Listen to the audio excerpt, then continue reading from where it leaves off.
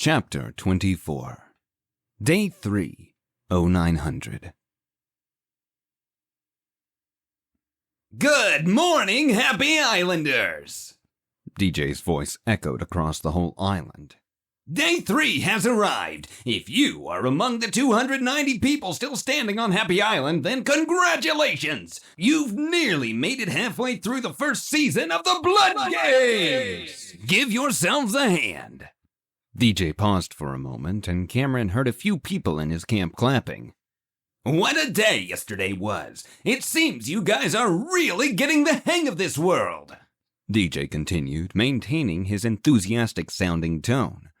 Stephen, leader of the Slayers, still holds the number 1 position on the leaderboard. Our number 2 and 3 were both killed. May we forever remember Eric and little Amanda. Yesterday's 4 and 5, Yui and Cameron, rose to numbers 2 and 3, and the newcomers to our top 5 are Adeboale and Mattis. Congratulations to the top 5. You have all received a 10,000 happy coin bonus.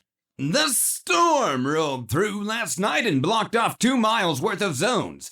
We only lost 30 people due to the tempest. It seems you all are getting wise. Today, I am excited to announce that danger zones will be popping up all over the map. There will be a new one every hour starting after this transmission. Keep your eyes peeled, folks. There are only 50 zones left, so by this time tomorrow morning, all kinds of monsters in trouble will be lurking around the island. If you haven't found a party yet, you know who you are, Nayeli and Godfrey. You would be wise to join up with some friendly faces. I hear the Slayers are always looking for able-bodied members. Finally, I want to inform you all of a very special event we have planned for this evening. Those of you who survive until tonight at 9 p.m. will be rewarded with an extra special treat. So, stay alive. I know you will all really like what I have in store for you. Anyway, friends, this has been DJ bringing you your morning report. Watch out for those danger zones and keep your wits about you. Until next time. The transmission ended, and Cameron sighed as he stared up through the bars of his cage and into the sky. Bernard and Pag had joined Andreas and him. Bernard's injured leg had been patched up by Pag with some bandages that Stephen had supplied, and Pag was sitting in the corner of the cage. Andreas had tried to cuddle with him, but Cameron was quick to put a stop to that. "Thank you, Cameron," Pag muttered. He was sitting against one of the bars and stared at Cameron wearily. "I was so afraid of dying up there." "It's okay, man," Cameron replied in a tender tone. "It won't be like this forever, I promise." "It's fine if it is," Pag sighed. "I'm about done with this place anyway. I can't handle any more pain or sadness. Plus, with my memories coming in, it's... why even bother, you know?"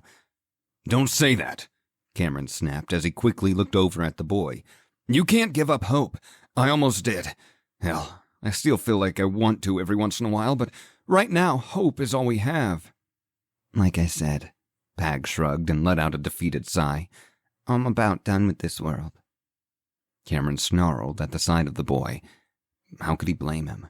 He had just been almost crucified by an absolutely terrifying psycho of a man. He was too young to have even thought up the things he had been experiencing. Cameron hated that for him. "Now get us out of here," Cameron whispered to the boy. "I promise you that. You will survive this. We will make a good life for ourselves. Do you hear me?" "Yeah, I hear you," Pag nodded. The tiniest sprinkle of hope seemed to pass through his eyes for a split second. Cameron saw it and considered it a victory. He smiled thinly at the boy and nodded. "What level are you now?" he asked. 9, Pag replied. "Almost to 10. "Good," Cameron said, wringing his hands together. "How many nuts do you have?" "Still 2. Pag couldn't help but smile, and Cameron chuckled along with him. "You know what I mean, you little shit," Cameron joked. "Either way, take whatever you have and put them into fire mastery and intelligence. If you have the fireball skill unlocked, raise it as high as you can. If any are left over after that, raise your armor skill. You got me?" "Oh shit, Cameron," Pag sighed as he seemed to open his inventory. "How crazy are you about to make things?" "As crazy as I can," Cameron replied. But not just yet. Look, buddy, you're going to be blasting through the front lines with me. You're going to cover my back. I need every fucking fireball you have to be as strong as possible. You got me? Yeah. Pag's mood seemed to have risen. I got you, Cameron. Also, Cameron said, don't do it yet, but how many happy coins do you have? Pag went silent for a moment as he checked. Looks like 30,000. Okay, research the store. Find whatever you can to protect yourself with that 30,000. You got me? I do. Pag nodded. I'll start looking. Good. Cameron sighed and looked over at Andreas, who sat Indian style with a big smile on his face. You have two choices right now, Cameron groaned as he looked at the annoying man. I can either burn you alive or you can join us in this little prison break. What do you think? Oh, Andreas replied, a bit shocked that he was even being given a choice in the first place. Yes, please, let me join. Great, Cameron said. What's your class? I don't know, Andreas answered. Okay, what's your level? Cameron asked. 10, Andreas said proudly. How the hell are you level 10 and not have a class? Cameron asked. Wait, have you ever looked at your inventory or stat sheet? I have no idea what either of those are, friend, Andreas replied. Doesn't your advisor tell you? My advisor doesn't talk to me anymore, Andreas shrugged. For some reason he speaks Chinese while I speak Dutch. And the translator just doesn't work? Cameron spat. Translator? Andreas repeated with a confused tone. What are you talking about, Cameron? Forget it. Cameron shook his head. He thought for a moment. This could be really good. He had a person who had every nut he had ever earned whom he could turn into a soldier to fight on his behalf however he wanted. The question was, what did he want Andreas to do? Planning your escape, mate, a voice suddenly shouted from the distance. Cameron jerked around, surprised to see Stephen heading towards them. Cameron kept silent and glared at the others in the cage, hoping that they would as well. Stephen stopped in front of the cage and smiled at everyone within. What are you blokes whispering about? We're just trying to comfort the kid you tried to crucify, Cameron snapped as he stood up. What do you want, Stephen? Stephen looked down at Pag and winked. No, I was just helping the boy build a little character. You're better for it, right, lad? Pag wore a fearful expression and nodded reluctantly. He backed into the bars behind him, a little closer at the side of the man. Cameron could hear his anxious breathing. That's right, Stephen continued. Anyway, Cameron and Kid, you two are coming with me. It's breakfast time, and then it'll be time for us to officially welcome you into the party. Do I get to come too?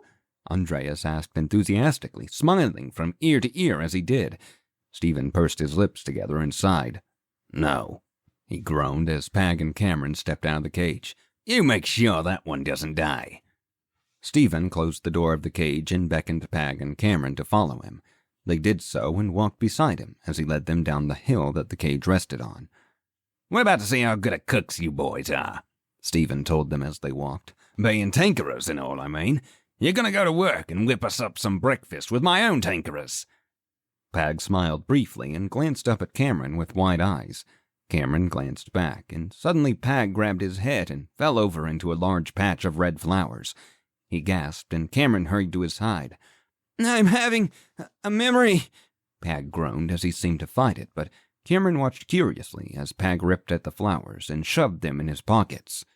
He was doing something, but Cameron didn't know what. Either way, he moved his body to shield Pag's activities from Stephen. God damn it all, Stephen complained as he turned away. He reached inside his armor and fished out a pack of cigarettes. Just let him pass out. Come over here and burn one with me, Cameron.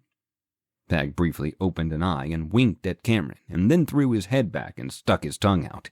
Cameron couldn't help but chuckle lightly, and he stood up and turned toward Stephen. Were you a smoker before? Stephen asked as Cameron approached. Cameron shrugged in response and pulled one of the cigarettes from the pack that Stephen held out. I don't know, Cameron replied in a cold tone. I haven't seen myself do it in a memory. Nasty habit, Stephen said as he lit his own cigarette. Well, fuck anyone who calls me a hypocrite for saying so. Whatever that means, Cameron muttered as he lit his own. So, Stephen said as he looked out into the plains ahead of him. Any kids? Cameron glanced over at Stephen and then nodded slightly. Stephen sensed that there was a bit more to the story as he watched Cameron's reaction. You're gonna have to tell me a bit more than that, mate, Stephen said as he took in a deep breath of smoke. You look like you could talk for days about it. They're dead, Cameron spat. Okay? I'm sorry, Stephen sighed. No father should have to go through that. Yeah, well, that doesn't bring them back. Tears formed in Cameron's eyes, and he turned away from Stephen. Stephen lifted a hand and placed it on Cameron's back. It's okay, mate, Stephen said tenderly. I know you hate me, but I'm human just like you. I've done bad things, but that doesn't mean I don't have a heart. If you ever need anything. I killed them, Cameron growled. I slammed into their mother's car while I was drunk. Little one survived and somehow ended up here on Happy Island, but I couldn't save her. Here? Stephen repeated in a whisper. His eyes grew wide, and he bent down to look closer at Cameron. You don't mean that girl back at the refinery? Cameron wiped his tears away, and he gave Stephen a furious look. Yeah, he said with a cracked voice. I didn't know at the time. The memory I suddenly had revealed it to me.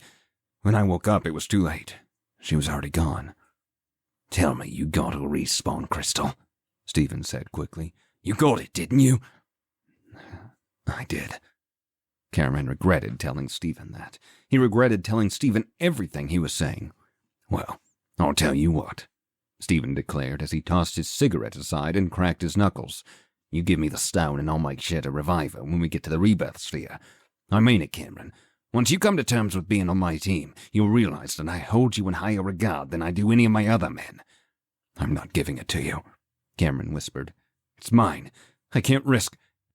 Cameron, I'm not going to be cold about this, Stephen said. I understand you're feeling emotional, but the rules here are simple. Only I hold on to the respawn crystals. This ensures that when it's all said and done, nobody revives too many people. We can't keep the population over 10 if we want to get out of here. It's my responsibility. Nobody else's, you get me? You can't have it, Cameron shouted as he tossed his cigarette aside. He stood up and backed away from Stephen. It's my daughter! Stephen sighed and pulled out a pistol. He glared at Cameron and walked over to Pag's body.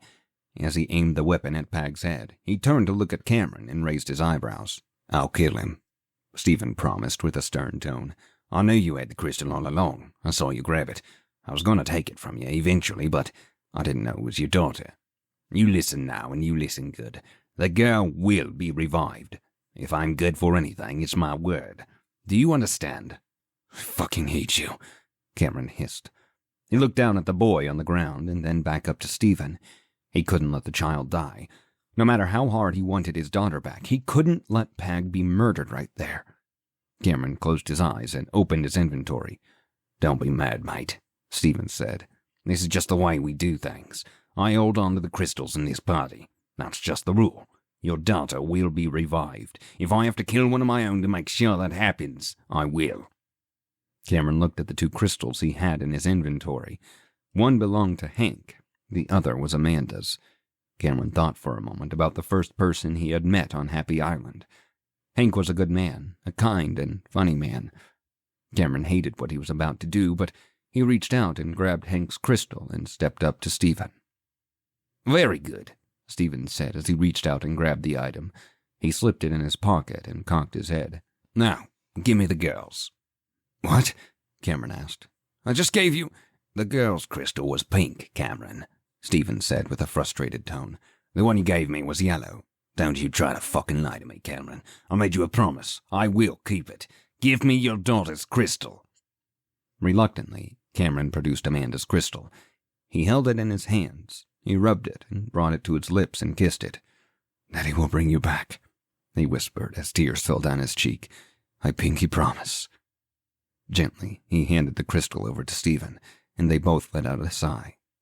You'll trust me soon enough, Stephen said as he placed the crystal in his pocket. He slid his pistol into its holster, and suddenly Pag shot up, panting heavily. Stephen looked down at the boy and smiled. Good timing. Now, come on, you two. You boys have breakfast to cook. Stephen walked forward, continuing down the hill, and Pag looked over at Cameron with wide eyes. Thank you, Cameron, he whispered. Cameron reached out and helped the boy up, nodding at him as he did. You're welcome, kid, Cameron replied. I'll get it back. Let's get to cooking, then, Pag said as they jogged up to catch with Stephen. You're about to see one hell of a shitstorm.